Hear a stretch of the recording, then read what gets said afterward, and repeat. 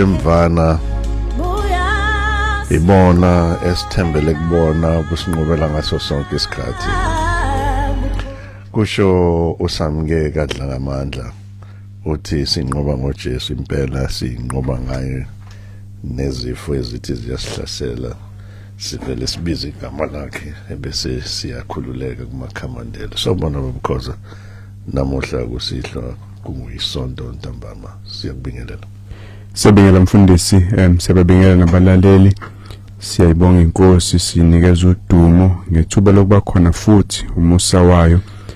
Simbonga uNkulunkulu nangabalela bakhona beready ukuzwa izwi lakhe. Sibongelela impela ephina labakhona sithatha intambo kuDaviola the weekend boyfriend ohleli la kusuka izolo kuze kube namuhla. Siyabonga Daviola impela usidlalela umculo omnandi.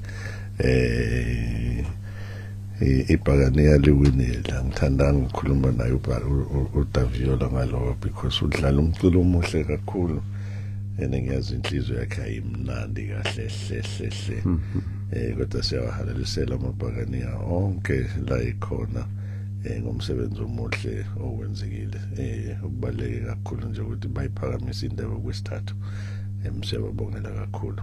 Mina namkhathini siyohlala kuze kube yilona ihora lesikhombisa nawe mlaleli sinawe lapha ekhaya kwazise phela ukuthi namuhla usuku lwamashumi amahlanu sibuya ephasikeni okusuku olubaleke kakhulu emlandweni wenkolo noma kulaba abasembusweni kaNkulunkulu abangena kuwona ngoKristu ukuthi kwenzakalani ngosuku luka 50 lwamashumi amahlanu kwenzakalani. Ngiyafisa ukuthi sikhulume ngaloko namuhla nokubaluleka kwako, the significance yalolu suku sibiza ngosuku lwePentecost bese kuba nabantu abaningi ke esizokhuluma ngabo abakholela kulento esibabiza ngama-Pentecostals ukuthi bahlangene njani nePentecost uma behlangene uma bengahlangananga nalo lisho ukuthini iPentecost kithina namuhla silalele sonke futhi ke nawe mlaleli siyothanda ukuzwa kuwena ukuthi wena iPentecost lithini kuwena nokuqonda kwakho izwi lapha ku 0861010300 08611010 noma lapha ku 073709 1991 0737091991 noma lapha kwi-Facebook page yethu iSound Doctrine Hub Facebook page yethu sikhulume nawe. Ngixolise kakhulu namuhla umkhuhlane ngathi uyangiphazamisa kodwa ke nina ke nothando lweni nemkhuleko yenu siyakwazi ukuthi sihlangane nani namuhla sibe khona sonke ndawonye.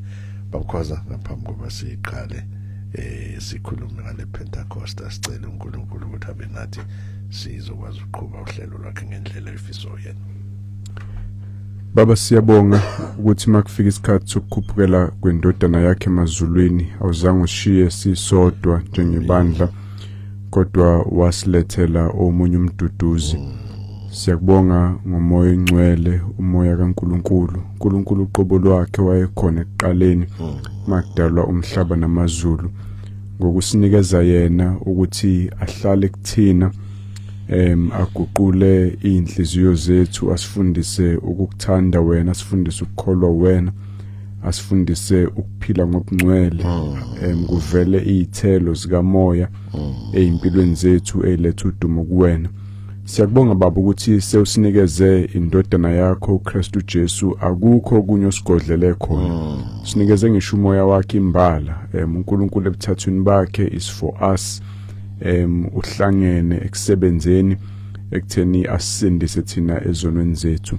Siyabonga ngale event esikhumbula namhlanje la ngale Pentecost nokusabalala kwezwi lakho kuzona zonke izizwe limenyezelwa ngenxa kamandla kamoya ongcwele. Abapostoli ba-empowerishile nathi namanje usasi-empowerisha ngamandla kamoya ongcwele ukuze sizokwazi ukumemezela izwi lakho njengoba senza nje emsakazweni manje. Siyakhuleka Nkosi ukuthi ulikhazimulise izwi lakho zonke indawo la lifika khona abantu bangamelani nalo bangagolozelani nalo kodwa bathobeke babe nokukholwa baphenduke ezonweni zabo ukuze nabo bahlenge ubasindise bese uyabamkelisa lesipho sikamoya engcwele. Yamkela udumo ke uNkulunkulu wethu sisakhuluma ngakho sesize sikhulume ngendlela ecacile ethembekile ezwini lakho ewusizo futhi kubona bonke abalalele. Sikhulekela zonke lezi zinto egameni lika Jesu umsindisi wethu. Amen. Amen. Sibonge kakhulu mfoka Khoza, sibonge. Siphinde sikwamukele wena mlaleli womsakazo iVuma 103, the adult radio for the young at heart, ikakhulukazi umthandi walolu hlelo iSound Doctrine Hub. Igama lami nguDidi Nkosi, I'm your host ukuze kushaye lona ihora lesikhombisa. Ngingahambi ngedwa, ngihamba noBaba uKhoza. Baba Khoza, ngaphambi kokuba siqale uhlelo nje ngithanda ukudlulisa ukubonga kakhulu kumphakathi walapha eHammersdale. Zokhumbula ukuthi iSound Doctrine Hub ikhona lapha eHammersdale, esibuko sezwe ihlanganyela khona njalo. Khambe babe neinkonzo mkhathini emphakathini lama outreach ukugcina umyalelo uKristu asipha wona ukuthi asambe senze izizwe zonke abafundi, bese kuthi labo ke abangena embusweni kaNkulunkulu njengabafundi babhabhadiswe egameni likaYise lendodana nelikaMoya engcwele, ebese siqhubeka ukubafundisa yonke into uKristu abafundise yona. Singabafundisi imithetho yesonto, singabafundisi imithetho yezinhlangano, sibafundise konke uKristu asiyalele kona ukuthi bakwenzeke. Lokho kwenzeka ngalendlela esithi ukufundisa isifundiso esiphilileyo esisibiza ngesound doctrine. So umphakathi ke waseHammersdale uresponde kahle kakhulu kwi-outreach ebekade ikhona lapha izolo eHammersdale, ilapha ekhoneni likaThulu kanye noCwensa. Ngiyaxolisa uThuli noCwensa khona lapha eduze kwasesibuko kune outreach. Umphakathi mkhathini ubona abantu behlele emagcekeni wabo bathathe izihlalo bahlale ngaphandle bengalalele nje inkonzo, beyingxenye yenkonzo emagcekeni abo, bedumisa bephakamisa izandla, benza yonke into njengabantu abalapha phansi emgwaqeni. Abanye bebanama appointment mkhathini. Ngizwe nje ubaba uMhlongo ekhuluma noBaba uMkhize, ubekade ene appointment ekufanele ikuyona eye graduation ebalekile, ebebikile ukuthi uzosheshe ehambe, kodwa wahlala mkhathini inkonzo yaze yaphela ukuze akaphinde aqhubeke nama appointments wakhe. So izinto lezo mkhathini okumele zi acknowledge kakhulu. Excuse me, abakwenzi lokho ngoba bethanda ubaba uMhlongo, abakwenzi lokho ngoba bebhorekile, bakwenza lokho ngoba bemthanda uNkulunkulu, number 1, bethanda izwi likaNkulunkulu, number 2, bethanda nenhlanganyelo yabantwana kaNkulunkulu. So ithi nanoma lento kunezinto ezinye ezibalekile okumele bazenze, kodwa lo thando lalobuthathu enkhulume ngabo lubenza ukuthi bahlale, ikakhulukazi uma kungabalimazi kakhulu kulama appointments ababe nawo.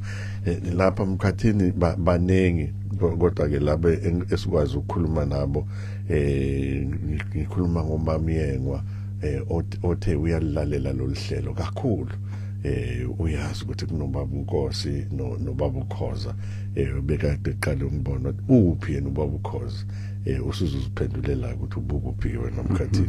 Ubuzile uMamiyengwa izolo kunodadewethu lapha wakaKhoza, umfushanyana nje umpofana, okuyena mkhathini ngothando lukaNkulunkulu, ethanda uNkulunkulu, ethanda izwi likaNkulunkulu, ethanda abantwana kaNkulunkulu, nabo bonke laba abanye abazalwane emkhathini bethanda ukubona abantu besindiswa, ibona bavule indlu yabo, ikhaya labo, ukuthi lenkonzo kaNkulunkulu ikwazi ukuqhubeka nokuxhuma zonke intambo, yonke into kwenzeke khona lapho. So siyababonga kakhulu umndeni wakakhoze, ikakhulukazi udadewethu lo okudadweni wena umkhathini owenza. Akabuzanga ke yena ukuthi wena ukuphi, mhlawumbe ngoba uyisibongo uyakazi umama yena ubuzile impela ukuthi ukuphi. Bese kuba udadewethu wakaKhumalo, uyisihlobo lo. Ngizwile ukuthi isihlobo sikamhlongo, kanti nami uyisihlobo kimina ngoba phela ngibizwa ngobaba nje kungenxa wakho lomndeni wakaKhumalo ongenze ngawo baba ngahlonipheka, ngize nasenkonzweni ngigezile ngigqokile ngifaka uthayi, wona lo mndeni wakaKhumalo ongisizayo. Bese kuba nomama nobaba uMkhize laba engikhuluma ngabo, esibabonga kakhulu umkhathini, sisinokukhanya wakamiyeza ngabehlele emagcekeni abo, nanoma amagama abo esingakazi sibathole, ubaba uMhlongo nabo bonke abakade bekhona bayathanda ukudlulisa ukubonga kakhulu ngokuba khona kwabo enkonzweni. Njengoba ngisho bebengalalele nje inkonzo, they were part of a service from the comfort of their homes, behleli ngaphandle beyingxenye inkonzo. Namuhla ke emkhathini, as a result of that, kube nalabo abavakashayo enkonzweni, but sizwile inkonzo izolo. Namuhla sizovakasha, oMiss uMncwabe ufikile nabo, bese kube nomndeni wakamiyeza, osisi lapha, usisi Ayanda no-Andile bakamiyeza, yena usisi Nokhanya wakamiyeza bekhona na izolo lapha enkonzweni. Namuhla ke kuzumndeni wonke emkhathini. Into enhle lemkhathini, abona abantu abangenamabandla, abangekho labakhonza khona, banamabandla bayakhonza futhi emkhathini, kepha babone ukuthi kuhle ukuthi namuhla baze bazobona le inkonzo bahlale bayibona zenzeka lapha emgwaqeni, ukuthi kahle bakhonzelaphi labantu, nokusho ukuthi cha, siyawuza umlayezo futhi siyanisupporta, sizovakasha nje, hayi ngoba siqakekile, hayi ngoba singena emakhaya. Kuyinto enhle kakhulu kumkhathini. Mina nawe sihlale sisho lento, abantu baletha uNkulunkulu ebandleni, and abezi ngoba besithanda nje, bezwa ngoba uNkulunkulu ukubekile enhlizweni zabo ukuthi namuhla ngifuna ukukhuluma nani kuleya ndawo, bese uNkulunkulu ebadonsela la efisa ukukhuluma nabo ngalolo suku lolo. Siyakubonga kakhulu ukuza kwaba kuyona into esithatha kancane neze leyo mkhathini. So umsebenzi uyaqhubeka, sazoba khona le inkonzo lapha eHammersdale, lama outreaches njalo ngamasonto bakhona lapha esibuko. NangoLesine ntambama, ngithi ngo-6 or 6:30 mengingaphosisi, every Thursday kunama growth groups, kunama Bible studies. So le imfundiso abazizwa lapha sebayakwazi ukuthi ngoLesine babe khona. Umuntu azibuzela umbuzo athi ngibhekene nesimo esinje empilweni, lithini izwi ngaloko, because ila kufundiswana khona ukuthi uNkulunkulu uthini. Akwenziwa nje iagenda ukuthi siqhubane neagenda, sithanda ukuthi silekelele abantu ngokuthi uNkulunkulu uthini ngezimo ababhekene nazo ngalezo sikhathi. So every Thursday evening nangamasonto siyafisa kakhulu ukuthi sihlanganyele nabo bonke laba abanesikhathi sokuthi bangazohlanganyela nabafisayo ukuzwa ukuthi uNkulunkulu uthini ngezinto ebabhekene nazo empilweni. Elakho mkhathini nje lalama outreaches nokugqugquzela nokubonga nje abalaleli. Ngiyazi ukuthi sikwenza lokho on behalf of ubaba uMhlongo nabo bonke abazalwane baseHammersdale esiyingxenye yomzimba kaKristu nabo. Sengathi inkosi ingandisa isibalo sabantu abasindiswayo endaweni yaseHammersdale. Izwi likaNkulunkulu malimenyezelwa ligijime lifinyelele kuzona zonke indawo lapha, likhazumuliswe bonke uNkulunkulu abakhethile ababize lensindisweni. Ngiyabathanda abazalwane abalekelelayo basupport nomuntu uthi unali ibandla umeze ukuthi awunali iqiniso yilo leli bese yagqugquzela la ekhaya ngoba uthola thina siya enkonzweni kanti kunabantu abangakhonzi la esihlala nabo la emakhaya nomakhelwane bethu ozothi wena mawusukhipha isihlalo usondela naye asondela umuntu useyasizakala benza into enhle kakhulu labo bazalwane sengathi uNkulunkulu angawubusisa lo msebenzi ngoba akwenzelwa dumela labandla nelamuntu kodwa igama lika Kristu nokusindiswa kwabantu endaweni siyakhalalisela kakhulu ke lokho sengathi lo msebenzi ungaqhubeka impela ephambili ngiyajabula mangizwa nomlilo omkhathini beyilekela nje banjalo abantu bakho njalo impela umkhathini asikhulume ngana inkonzo esizoba nayo ngomhla ka11 kaJuly le nkonzo ebhekene noma ehlanganisa kakhulu abangaganile abangaganwanga sisithini ngayithini emkhathini sihamba njani amalungiselelo lapho iSound Doctrine Hub kwethulela iSingles Conference 2026 yalonyaka izobe ingomhla ka11 July lapha eMontclair Recreational Hall 191 Wood Road lo eMontclair kusukela ngo9 ekseni kuya ku3:30 simema bonke abantu abangaganile abangaganiwe ama-singles abantu abasingle nabantu abanomthwalo ngaleyo genge leyo mhlawumbe umzali une-teenager unomuntu osondelene naye okhathazekile ngayo ngoba uyafuna ukumbona isizakala okulesimo lesi sokuba single sokhuluma ngendaba yobungani itheology of friendship uma umuntu single navigate kanjani ukwakha ubungani obuwusizo empilweni yakho yokukholwa obukulekelelayo ukuthi ugcine ubungcwele usingle silale sithi ukuba single akusiyi waiting station la uhlala khona ulinde umshado ufanele usebenzele uNkulunkulu ufanele uphile ebandleni ongaganile ukhathalelo kwenkosi yenziwa kanjani leyo nto uthi Paul Timothy Timothy qhubeka uphilela uNkulunkulu in the company of others abaphila kanjalo ubathola kanjani labo others kuphilwa kanjani umhla ka11 July sakhona isikhathi ifake idiary yakho siyothokoza kakhulu ukubona from 9 to 3:30 lapha eMontclair Recreational Hall zithini inombolo siyathanda kakhulu umkhathini siyacela kubazalwana abalalele nabafisayo kuba khona ukuthi ba indicate ngempela ukuthi bayeza lento yosazisa iyalekelela kakhulu ekulungiseleleni izinto eziningi kwazise phela kukhona nezinto eziqinisa umzimba zokuphuza nezokudla kanjalo so you know for people just to rock up singazi ukuthi kuza abantu abangakanani sikwazi ukuthi kulungiselele lezo indleko ziyasikhosta kakhulu uma abazalwane bengashongo ebese sikhetharishele number errong mhlambe ngaphansi noma engaphezulu kakhulu kwazise phela ukuthi asikhokhisi lezi zinto lezi emkhathini ikuphi labasithinta khona na inombolo yok-RSVP 073 267 2613 u-073 267 2613 le nombolo angigcizelele inombolo le iya WhatsApp kuphela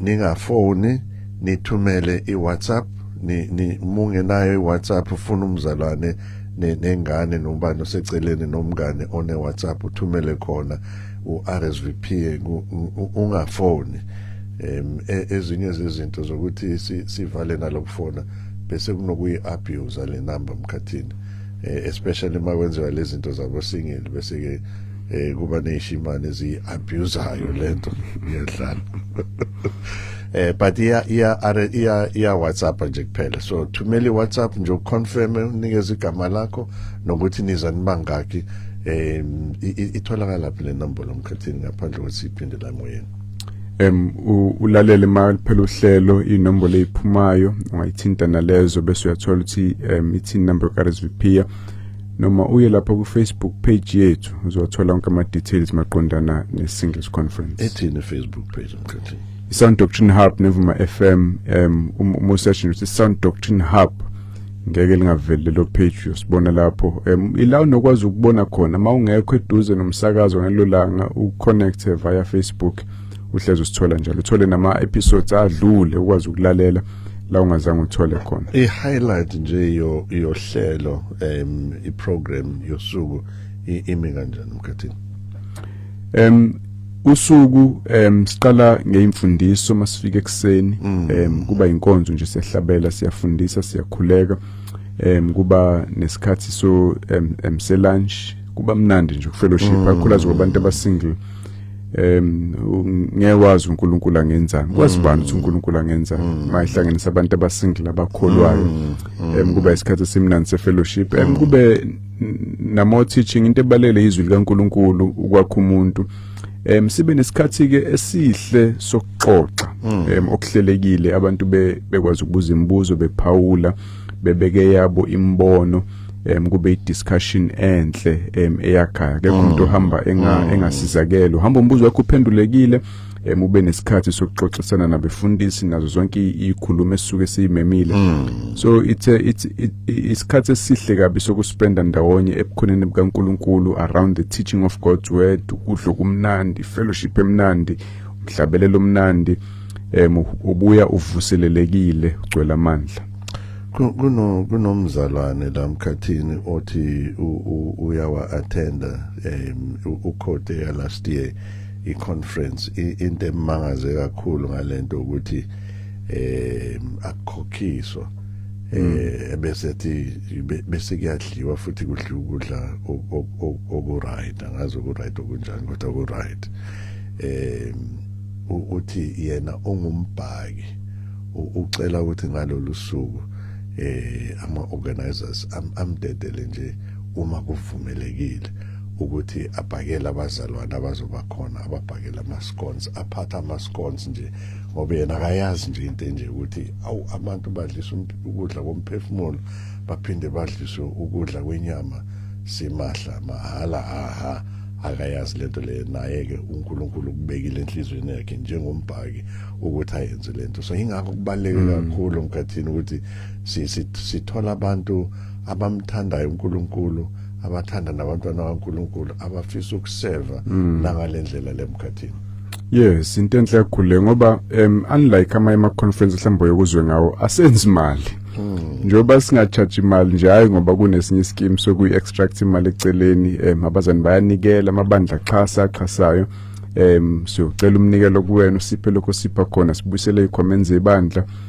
inhloso nje ukusiza wena akuna sponsor mkhathini abazalwane nje bonke nje umuntu unikela ngaloko kusenhlizweni yakhe enikenzeka iminyaka yonke siyakubona kwenzeka akunamali esalaye extra uNkulunkulu nje ngathi uyazi ukuthi we just have to trust him and he makes things happen ukhuluma nabantu enhlizweni zabo yenzeke lento yebo ihlelelwe wena iconference izolekelela wena kuzofundiswa wena izwi likaNkulunkulu kuzogqugquzelwa wena ukuze uphilele uKristu no complications no secret agendas kuzokwenziwa lokho nje lokho ehlezi ukuzwa la emsakazweni yikho kulindelayo ukuze igama likaKristu likhazimuliswe ibandla likaKristu liqhubeke lakhiwe khona inkomfa engizwile nayo ukuthi iyeza nje le ingoJuly yabantu baminyaka yonke abangaganile abangaganiwe abashonelwe abadivosile abenze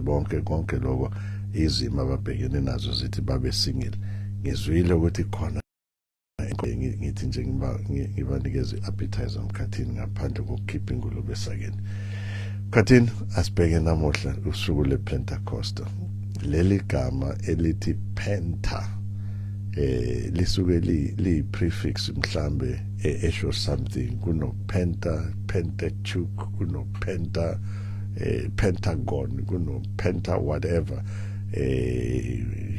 lisho ukuthini leli gama lo penta usho ukuthini lo penta namuhla masithi Pentecost yini le costayo mangabe cost uhambisana no cost but asinikeze umzalwane ukuthi leli gama elithi Penta lisho something yini lesikhuluma ngayo futhi kungani lolu suku lanamuhla lube Pentecost. iPentecost yabazane bazolwazi njengosuku umoya ngcwele afika ngalo ezongena Passover kwakuba umkhosi wamaJuda owawubizwa ngeFeast of Weeks uyafunda ngawo kuLeviticus 23 for example uNkulunkulu wayefuna abahlangane bazocelebrate isivuno esisha so bazonikela iminikelo yabo yama first fruits ukuze bazobonga uNkulunkulu ukuthi amasima athelile ingalelo langa kumoya ngcwele akhetha ukuthi uzokwehla ngalo abantu behlangene bebaningi eJerusalem nabafundi bakaJesu bekhuleka lapha eUpper Room wavele wafika umoya ngcwele wasindisa inqwaba yabantu uPetru eseshumayela ilanga elibizwa ngePentecost ngoba kwaku 50 days after iPassover. Mkhathini nangu umlalelo uthi ay ngiyayazi le ndaba kodwa angiyazi kahle omunye uthi ay angikaze ngizweke lento iyiphi incwadi esinganikeza umzalwane ayobheka kuyona le ncwadi ikhuluma ngePentecost ekhuluma nokehla kamoya ngcwele ngikusho lokho Mkhathini because kunabantu abafika emabandleni bafundiswe izinto ezenzeka ngePentecost bese becabanga ukuthi uma inkonzo ingenazo lezi zinto ezenzeka kwiPentecost then kusho ukuthi mhlawumbe umoya ngcwele akekho la ekhaya. Izenzo chapter 2 ila ofunda khona ngalolu suku mangikleplela nje uverse 1 kuya ku4 noma indaba iqhubeka to the end of the chapter kwathi sekufike usuku lwePentecost bebuthene bonke ndawonye the bengazelele kwezwakala inhlokomo ivele ezulwini kungathi eyokuvunguza komoya namandla wagcwalisa indlu yonke ababehleli kuyo kwasekubonakala kubo izilimi ezehlukeneyo kungathi ezomlilo zahlala phezulu kwalowo nalowo bonke bagcwala umoya ongcwele baqala ukukhuluma ngezinye izilimi njengalokhu umoya wabapha ukuphimisela lento ke yadonsa ama crowds asondela uPetru washumayela ivangeli ebachazela ukuthi kwenzakalani la nebatshela nangoJesu kwasindiswa abantu babhabhadiswa laqala ibandla likaNkulunkulu balandela isifundiso sabapostoli njengoba sikhona namhlanje. Now Mkhathini asisho ukuthi uma befunda lapha ku chapter 1 encwadini yezenzo iyasho ukuthi bekunabantu aba120 ngaleso sikhathi kunalabo abakholela ukuthi bekubafundi bakaKristu kuphela about 12. There were 120 of them, men and women together behleli lapha lento mayenzeka ibalekile ukuthi sikhombe lapho Mkhathini ukuze abantu bangacabanga ukuthi umoya engcwele ufike wakhetha ukuthi ngihlala phezulu angihlali phezulu ngoba lo chapter 2 osifundele yona uthi sebehlangene bonke umoya engcwele wehlela kubo bonke wenza umsebenzi othile ngendlela ezahlukahlukene noma bekhuluma ngama languages azange bakhuluma ilanguage eyodwa bakhuluma ilanguage ehlukile because uNkulunkulu wabona kuhle ukuthi uma ebanikeza lo moya oyingcwele angabanikeza into abanikeza umoya engcwele ofanayo kepha abanikeze ama languages angafani ukuze umsebenzi kaNkulunkulu ubonakale ngendlela engafani yet kumoya oyodwa ofanayo Mkhathini. Yes, mase kuza ekwamukeleni umoya engcwele akekho wesilisa akekho wesifazane akukho umJuda namGreki onemali ongenamali it makes no difference. Yebo sinama role ahlukahlukene ebandleni kaNkulunkulu ngokweziphiwe sinikwa zona nangokwama office athi uNkulunkulu indoda eyinhloko ekhaya wesifazane akalekelela nasebandleni amadoda wahola babefundisa besifazane balekelela kodwa makuza eksindisweni ekuxolelweni kwezono zethu ngenxa yokufa kaJesu siyalingana makuza ekwamukeleni umoya ongcwele siyafana ekutheleni izithelo zikamoya ongcwele uthando ukuthula ukukhuluma nje ngobuvela kobungcwele empilweni yakho siyafana lapho.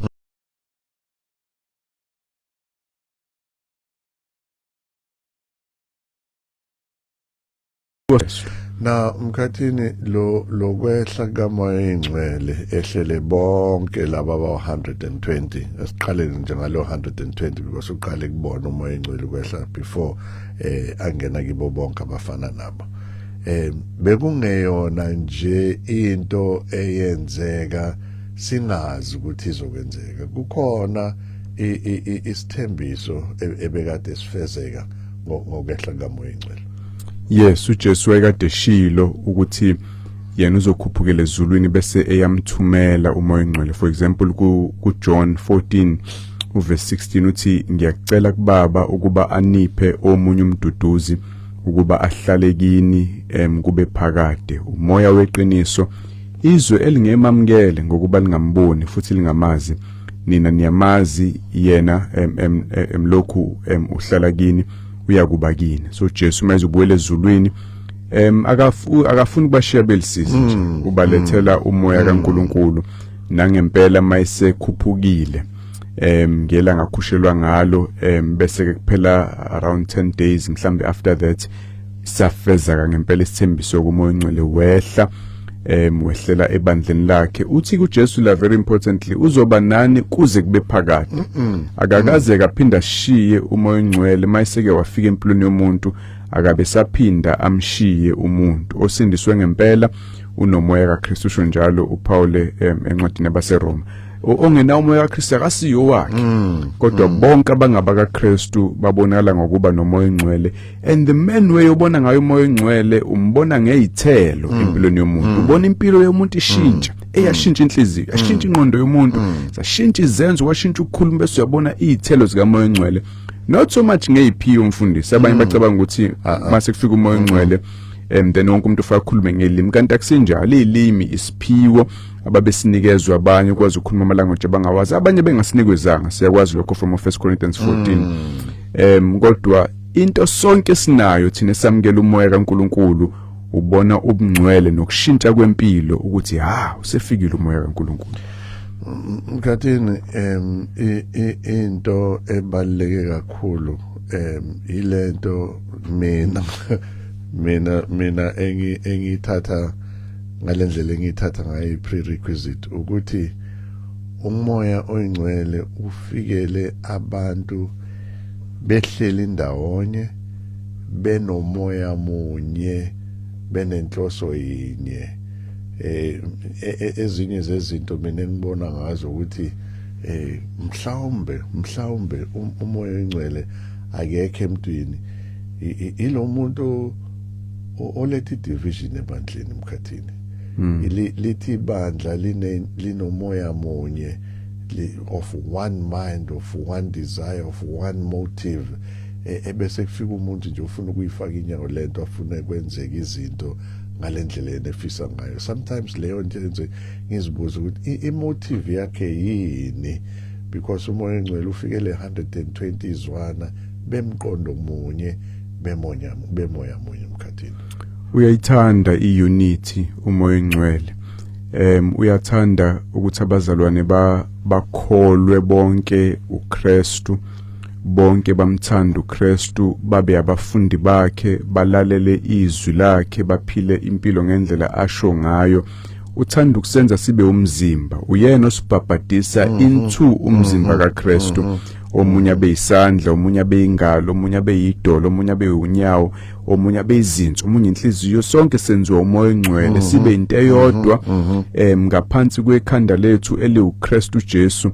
Ngakho umuntu ojwayele ukuba divisive afuna ukuhluka emzimbeni usuke engasebenzi ngomoya ongcwele. Sometimes ingoba nje umcishile umoya akamlaleli umoya ongcwele, umzalwane usahlehlile enkosini, o sometimes nje usho umfundisi kuveza ukuthi mhlamba akakaza amamukela umoya ongcwele, akasiyo umuntu okholwa okwangempela, akaphendukile ezonweni zakhe. Kuyenzeka umuntu ezenkonzweni azajoyine kanti akaphendukile umuntu, yaphuma inetha yabamba yonke inhlobo yezilwane zasolwandle Kuyenzeka ufice inyoka la, ufice inkalankala, awufice nje ofish bodwa until kuze kube ilanga lokwehlulela. Kodwa bonke abanomoya uyababona ngokwenzisa okwakhe umoya, bayalithanda ubumbano. Asibuyele la ukuze kube nale Pentecost umoya engcwele ehle. Bekubaleke ngani ukuthi uKristu ahambe? Sefikileke bebemlindele vele bonke abantu. Nangu yena njengalapha ku John 14 uyasho ukuthi kuzofika isikhathi ahamba buyele kuBaba. Bekubaleke ngani ukuthi uKristu ahambe? Why couldn't we just be satisfied with him being here naye khona la ahlala benathi? Uyasichazela lapha ku John 16 mhlambe ukuthi bekubaleke ngani ukuthi yena ahambe. One of the reasons yona level like John 16 verse 7 uthi kepha mina ngintshela iqiniso kunifanele ukuba ngihambe ngokuba uma ngingamuki umduduzi ngeke ezikini. Kodwa uma ngihamba ngiyakumthumela kini lapho esefikile yena yokulambulela izwe ukuthi leduke kangakanani mayelana nesono nangokulunga nangokwahlulela. So kwakuyihlelo kaNkulunkulu ukuthi uma indodana esasemhlabeni umoya engcwele uzobe esezulwini, and only when indodana isikhazimulisiwe yavuswa ethuneni yakhushelwe emazulwini yahlala ngakwesokunene sika Baba, then umoya engcwele bese eyehla. Iplan kaNkulunkulu leso. If uJesu bengakhuphukelanga phezulu kwakuyoba uyena nje enze ministry physically hamba lapha umoya engcwele angehle. Kodwa since kwehla umoya engcwele wasinikeza amandla sawo Jesu sabaningi manje sikwazi ukwenza imisebenzi kaNkulunkulu. Ingakho uJesu uma isefile umoya engcwele abafundi bakhe bayokwenza imisebenzi emkhulu kunale yena ayenzile, ngoba boba u12 manje bazospreada out bashumela iqiniso, kusindiswa abanye nabo baqhubeke bashumela iqiniso kwabanye. Ingakho ivangeli lahamba laze lafika emazweni aseAfrika nathi limemezela la, ngenxa ukuthi since kwafika umoya engcwele ya multiplier lento Jesu bagcwele umhlaba wonke manje besilingisa yena senzisa okwakhe. Kwakubalela ukuthi ahambe khona kuzokwenzeka le multiplication. Lento uKristu ayikhulumayo le usanda kuyikhota nokwenza umsebenzi ukuthi bazoba baningi abantu bengeyona nje into besiqala ukuyizwa ngoKristu. Umprofeti uJoel uke wakhuluma ngayo lento umkhathini. Yes, impela uPetru yayisho lento mayichazela abaJuda bebezobe bekhuluma ilimi abangayifundelanga. Usethu uPetru verse 16 khona la kwizenzo chapter 2. Kepha lokhu yikho lokhu kwakhulunywa ngomprofeti uJoel ukuthi kuyakuthi einsukwini zokugcina kusho uNkulunkulu, ngiyakuthululela umoya wami phezu kwenyama yonke. Amadodana enu namadodakazi enu ayakuprofetha, insizwa zenu ibona imbono, abadala benu baphupha amaphupho. Yebo, naphezu kweinceku neincekukazi zenu ngiyothulula umoya wami ngalezo insuku, ziyakuprofetha. Ngiyoveza imangaliso isibhakabhakeni ezulwini nezibonakalisa emhlabeni phansi, igazi nomlilo nentuthu eningi. Ilanga liyophenduka libe mnyama. Ukhuluma ngezikhathi zokugcina uJesu esebuya, ziqala ngalo leli langa umoya engcwele efika. Ngesikhathi ethulula umoya engcwele abantu bembulela izwi likaNkulunkulu beprofetha. iBhayibheli lingakabhali uTestament elisha ngabe khona amabandla efundiswa abaprofeti. Umoya engcwele wambulela abapostoli, iprofethi oneqiniso basibhalela zona phansi njengoba siyiphethe kuTestament elisha. Isiprofethi lesesiphelele esambulwa ngaso lesisikhathi umoya engcwele ethululwa, ebavezela imbono, ambula yonke lento uJoel ayithembisile. Njengoba sesinayo manje thina sibhalelwe phansi, yambulwa ngalo lelanga lePentecost and the days that followed, umoya engcwele ebasebenzisa ukuze izwi likaNkulunkulu laziwe bese liyasabalala ezweni zonke. Now umubheka khona la ku chapter 2 mkhathini ubheka from verse 10. Verse 10 uyasibikela ukuthi abantu bebavela kuziphi izizwe. Thina ke South Africa namuhla lesikhathi esiphila kiso sinenhlanhla ngoba kuma neighborhoods wethu namadolobha wethu sinabantu abavela kizo zonke izizwe. AmaShayina khona la, abantu abavela eAfrica bakhona la, abantu abavela eEurope bakhona la. So we can identify nalento yokuba khona kwezizwe ezahlukahlukene ezweni lenu. Bekunjalo ngaleso sikhathi leso. But mawubheka lapha ku verse 7 ithi bemangele bemangazwa ukubona labantu abamaziyo fana nokuthi bangamaZulu lamaJuda labantu baseGalile abakhuluma isiZulu abangafuna ukukhuluma olunye ulimi bakhuluma isiZulu kuphela ebese uverse 7 uthi bonke laba bavela kizo zonke lezi zizwe base bayamangala bathi kungani sonke sibezwa bekhuluma izindaba ezinhle ngoNkulunkulu ngomsebenzi kaNkulunkulu ngezilwimi zethu. Ithini lento mkhathini? Mina mangibheka lento ngithi enye yomsebenzi kaMoya eNgcwele ukuthi sikwazi ukuhambisa ivangeli kizo zonke izizwe.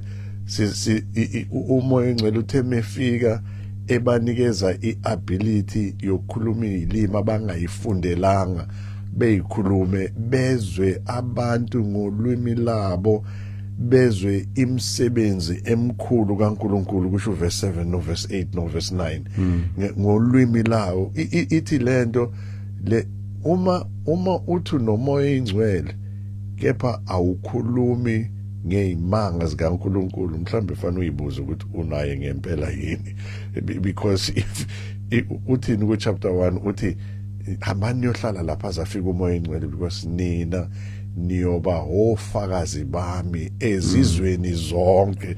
Now uma athi you are going to be my witness kizo zonke izizwe base kafika uMoya eNgcwele so ubanikeza iability yokukhuluma izilimi kizo zonke izizwe bezwe imisebenzi emkhulu kaNkuluNkulu. Iyaqaka ke lento uma umuntu ethi yena unoMoya eNgcwele but akafakazi ngoKristu. Yes, impela mfundisi. So ilento yokuthi uMoya eNgcwele abanikeza isiphiwo sokukhuluma ama language kubalekuzetha ama language lawa akusiyimsindo engezwakala ingakho abantu njengoba dusho kuverse 10 kuyabala baseFrigia basePamphylia baseEgypt baseLibya Cyrene baseRome babezwa bakhuluma ama languages akhona nathi kube sasikhona samaZulu wayoza umGalile umJuda esiqoshamisa impela isiZulu eshayo likaMageba. It signifies into ezu2 ezibalekile. One is signify ukuthi lo nkulunkulu bekade ekhuluma isiHebheru all along eseJerusalem kuphela uyasabalala ke manje uya kuzona zonke izizwe lemthetho lemiyalo lensindiso abekade eyikhuluma kumaJuda manje sizokhulunywa kuzona zonke izizwe. Indication yokuthi ama Gentiles abantu abangesiyo amaJuda sebeyamkelwa bayamenywa enkosini. Okwesibili kodwa ijudgment kumaJuda u1 Corinthians 14 uyasitshela ku21 ukuthi izilimi ayisizi sibonakaliso kubantu abakholwayo kodwa abangakholwa ngoba uNkulunkulu awutshela iIsrael ukuthi njengoba ungalaleli uyoza khulume nawo ngezilimi zezinye izizwe. Ijudgment ekhombisa ukuthi amaJuda ngoba yamgorozela uNkulunkulu aqeda ukubulala nje indodana kaNkulunkulu manje uNkulunkulu uyawaflathela ke manje akasazi lokho ekhuluma isiHebheru ubona uyabayeka useya kwezinye izizwe. Yebo ikhona ingcosana ayisindisa uNkulunkulu kodwa by and large amaJuda awamfuna uJesu awamfuna uNkulunkulu abambele enkolweni yobuJuda kodwa izwi lisabalele lifikwe naseAfrika thina sonke simenyiwe lento yayikhonjwa ilento uMoya eNgcwele ukuthi akhulume izilimi zezinye izizwe kunokuba akhuluma ulimi lwaIsrael. Nayi into mkhathini ehlupha abazalwana abaningi abathi basindisiwe bese bayaziquestiona ukuthi banoMoya eNgcwele yini na. Ilento yokuthi kushunyayelwa ivangeli elithi uma ubhaphathiswa ungena emanzini mawuphuma emanzini fanele ukhulume ngezilimi. Uma ungakhulumi ngezilimi ithi lento awusindisiwe. Ngifisa ukuthi simlekelele umzalwane lapha. Kepha ngaphambi kosimlekelele umzalwane ngifisa sibheke lento mkhathini ukuthi uKristu wabhaphathiswa naye phela ebhaphathiswa uJohane. Siyambona engene emanzini embhaphathisa eJordan. Siyambona uMoya eNgcwele ehla ebaphezu kwaKristu but asimboni uKristu ekhuluma ngezilimi. Simbona nje ekhuluma ngezilimi. So lento yokukhuluma ngezilimi naleli vangeli elithiwa uma ungakhulumanga ngezilimi ubhaphathiswa kusho ukuthi uMoya eNgcwele akekho.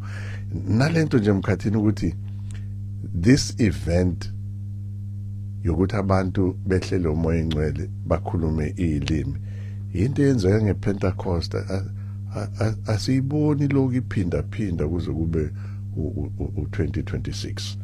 simlekelela kanjani umzalwane because umzalwane usezizwa yena swela abagulayo iphiwo lezinkulunkulu ayinika abanye ngabanikezi. Asikho isizathu sokulindela ukuthi wonke umuntu osindisiwe kumele akhulume ngeilimi. Nokukhumbula ukuthi kodwa ilimi phela zangempela ama language jobu wabona akusiyimsindo engezwakali abantu abayenzayo njengoba siyayisizwe kwamaningi amabandla manje, kodwa isiphiwo sangempela kwakukwazi ukukhuluma iSwahili ungasifundanga, ukukhuluma isiGreek ungasifundanga, ukukhuluma iSuthu ungakazi uzusifunde. Uma bekhona banjalo siyambonga uNkulunkulu ukuthi banaso isiphiwo sikaMoya Ingcwele sokukhuluma ama language, kodwa makuyimsindo akusona lesi saseBhayibhelini leso, nokuthi ke akumele silindele ukuthi sonke singasithola leso siphiwo, asiyitholi zonke iziphiwo ezifanayo. 0861010300 08611010 noma lapha ku 073709 1991 073709 1991 noma lapha ku Facebook page yethu iSound Doctrine Hub Facebook page yethu. Wenze njengosibusiso kacela ukuthi siphelile impela awusengilahlekele usiphike kacela lapha nangomuthi sanibona bobaba uNkosi nobaba uKhoza, ngicela ngelinye ilanga nikhulume ngefasting ukuthi iyiphi indlela eright yokufasta ngoba ezweni noma ezweni bebengadli bengaphuzi, kodwa namhlanje kuphuzwa amanzi, kuphuzwa amajuice, kuphuzwa amatiye kusho uMamzandile lapha uMamzandile kaNgcobo lapha eVerolem uyafuna ukwazi ngalento ye-fasting. Asikwamukele na emoyeni sawubona.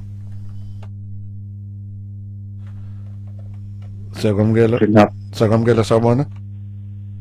Siyabonga baba umfundisi uNkosi, baba umfundisi uKhoza nalo lonke ithimba leSound Doctrine Hub egameni likaJesu Kristu, amen. Phaka. Ngicela ukuhlala odabeni baba. Phaka. Inkosi yabo.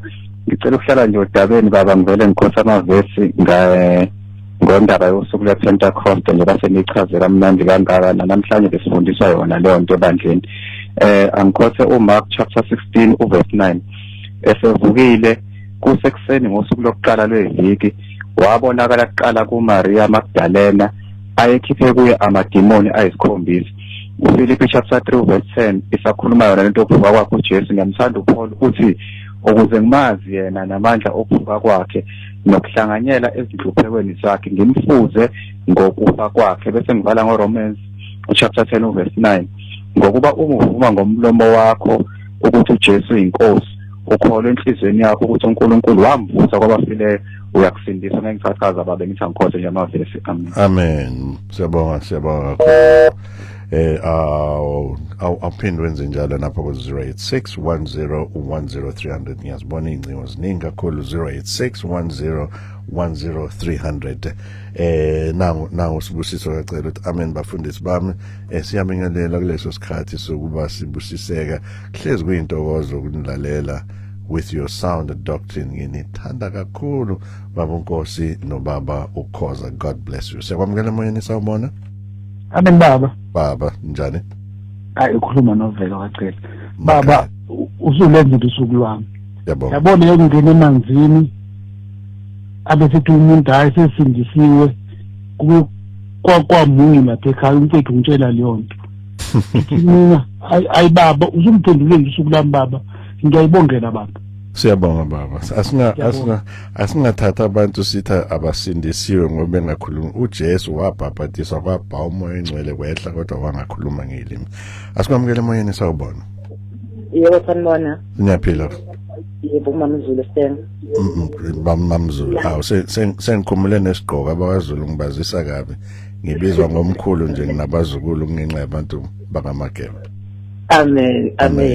Nami seningiphendulile ngomoya ingcwele ukuthi uyisiphiwo. Bengengikhathazeka ukuthi azikho kimi engazi ukuthi angisindisiwe kahle kodwa manje ningiphendulile ukuthi cha kuyiphiwo. Ngiyabonga kakhulu. Siyabonga kakhulu. Umoya oyingcwele is not a prerequisite yokusindiswa. Uthi umusindiswa uNkulunkulu ebona inhliziyo yakho ukuthi usindiswe ngempela bese kuba uyena. ngiyazi kunamabandla bathi khulekela umoya engcwele ukuthi abe phezulu ungamkhulekela lize lishona ilanga azabuya uKristu uze uyesihogweni lokumkhulekela umoya engcwele akukho la sifundiswe khona ezwini ukuthi asikhulekele umoya engcwele ukuthi ehlele phezulu wethu ayikho nje imfundiso ze engekho le imfundiso yamanga nje uzanele uma zezethu utsanibona ngihlale nginani streaming from kwaMakhutha branch usibusiso wakacele usho njalo na ungenza njalo ku 0861010300 noma lapho ku 0737091991 now Ketho kaSlayimane uthi ngiyabingelela abafundisi bami ngokukhulu ukuzithoba ngaze ngabusiseka ngalesifundiso sikamoya engcwele ngiyabonga kusho Ketho elapha kwaSlayimane sikwamukele namoyeni sawubona yebo sambona sikhuluma nobani kuphi sacela kuba anonymous baba anonymous thina la ekhasi babiza ngo-anonymous qhubeka ke okay yebo ngiyabonga kakhulu izifundiso esizitholayo ngiyakhula kakhulu njengalathi ngoba ngingake ngasho baba siyabonga kakhulu kodwa ke bengisacela ukubuza ukuthi last week manje ngikejekile ngoba ngigcina sisahamba ngale imfundiso zamabandla manje last week angazi ukuthi benikhuluma ngani bengizocela ukulalela eradioweni baba kulungile ungalalela eradioweni last week besikhuluma ngale nkolo esiqala ukuyibona ingena esizweni sakithi esimnyama inkolo yamaHindu iHinduism siyayibona ingena ngendlela eziningi ekuyiyona engena ngayo kakhulu ilokuxakeka kwethu thola umuntu uxakekile sezama lokho azama lokho akwenzeki bese bathi hayi lapha kulela tempeli kuyasizakala bese ke uyohamba ke thenga ama-cloves athenge olamula ama-lime athenge nama holy ash and all of that bathi yenza lokhu kanti bamfaka kule nkolo besikhuluma ngeHinduism ikhona ke ikhona leso sifundiso ngaya kwi Sound Doctrine Hub Facebook page yethu na kwi Sound Doctrine Hub YouTube asikhulumi kakhulu ngale YouTube kodwa kwi YouTube ungahamba uyibheka kwi Sound Doctrine Hub YouTube page yethu asikwamukele emoyeni sawubona ayibona inkosi mamba senjana amen baba inkosi yami mina lokhu siyambonga uNkulunkulu kakhulu okokuqala nje ukufundisha ngendlela imfundisa ngayo baba kodwa mina lento sisakhuluma ngeyilimi la okunekole khona sengiyona ngayibona ezithi ifundisa ukukhuluma ngeyilimi leyo ndawo akusekhona ayibizwani ngendawo esihoko esivutha umlilo kodwa abantu bekhuluma ngoNkulunkulu ukuthi befundise ngezilimi ukuthi ilimi njengoba isipho kwakuyisipho uNkulunkulu wasipha abazalwane labo sebefundisa ngazo kodwa kukhulunywe ngazo ke bafundisa kanjani kukhulunywa kanjani kwenzeka kanjani angazi ngididekile nje angazi ngibona ngibuka sathi isihoko sesiphakathi kwethu manje siyavutha ngempela egameni likaJesu bonga kakhulu bamajola na uNkulunkulu akubusise nomndeni wakho uzokuphendula kakhulu babukhoza kodwa mina ngisho ukuthi uma ngabe ebandleni lakho kuthiwa kunesikole noma baqhuquzela ukuthi banama class okufundisa ukukhuluma ngeilimi baleka ngenyawo zombili baleka nje lapho because lento abazokufundisa yona umoya engcwele akahambisani nayo ayikho izwi kaNkulunkulu aliphasisi ayikho yonke into abazokufundisa yona iyamanga futhi ukuhlanezela nje izwi kaNkulunkulu kepha ke antethe mfowethu wakhoza akuphendule lapho mfowethu wakhoza uqinisele imfundiso awukwazi ukufundisa umuntu ukukhuluma ngeilimi mabe kufundisa lapho bakufundisa ukwenza lemsindo nabo abasuke beyenza hayi isiphiwo sangempela sikamoya engcwele sangempela isiphiwo sikamoya engcwele sikwenza ukukhuluma ilanguage ongazange uzuyifunde that's the whole point yaleso siphiwo siyisimangaliso asajwayele ukuphuma ebandleni manje asandile neze akekho engimaziyo onaso kodwa ngiyabaza abaningi abakhuluma abenza imsindo njengasona isiphiwo sikamoya ongcwele kwangempela. Nangu ubhoni kaKhumalo uthi ngibingelele bamnkosi nobabukhoza ngicela ukubuza ukuthi mawusindisiwe ungabhabhatiswanga ngabe ukusindiswa kwakho akupheleliswanga yini. Ngaphambi koba ngikuphendule imibuzo straight umbuzo ngifuna ukubuza wona ukuthi leselelesi esaba lapha esiphambaneni sinikela ukholo laso kuKristu esithembisa athi namhlanje ngizoba nawe eparadise. Ingabe leso silelesi sinoKristu noma sikho noKristu? Uma singekho noKristu kusho ukuthi uKristu waqamba amanga.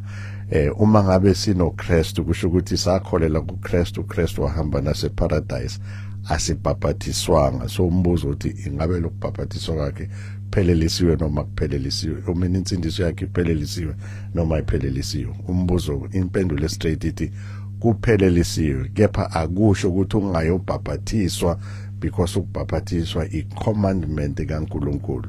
Loya ubengayitholanga i-chance yokubhabhatiswa ukuthi ehle esiphambanweni ahamba yobhabhatiswa abuye. So insindiso first sign yokuhlonipha insindiso nokukhombisa insindiso yangempela ukulalela uKristu, ngoba uthi kuMatthew 28 niyabafundi, that means uyaphenduka usindiswe, emva kwaloko bese uyabhabhatiswa egameni likayise nelendodana nelikamoya ongcwele.